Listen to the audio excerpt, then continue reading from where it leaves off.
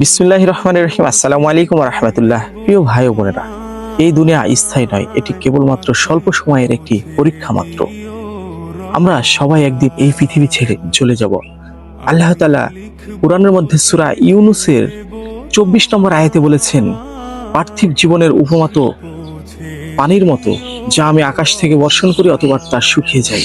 তাহলে ভাবুন তো, এই দুনিয়া কত ক্ষণস্থায়ী একটি জায়গা। এই দুনিয়ায় আমাদেরকে কত স্বল্প সময়ের জন্য পাঠানো হয়েছে। রাসূলুল্লাহ সাল্লাল্লাহু আলাইহি ওয়াসাল্লাম সহিহ বুখারীর 6416 নম্বর হাদিসে বলেছেন, তোমরা পৃথিবীতে এমন ভাবে বসবাস করো যেন তোমরা অপরিচিত বা পথিক।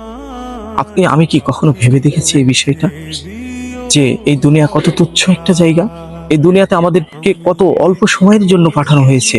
তাই আসুন প্রিয় দিনী ভাই ও বোনেরা, আমরা এই পৃথিবীর মায়ায় পড়ে যেন আল্লাহ তাআলাকে ভুলে না যাই, আমরা যেন মৃত্যুকে ভুলে না যাই, আমরা সেই কিয়ামতকে না ভুলে যাই, কবরকে না ভুলে যাই। আল্লাহ তাআলা আমাদের সবাইকে এই ক্ষণস্থায়ী পৃথিবীর বাস্তবতাকে অনুধাবন করার তৌফিক দান করুক, সবাইকে সঠিকটা জানার এবং তা বোঝার তৌফিক দান করুক। আল্লাহুম্মা আমিন।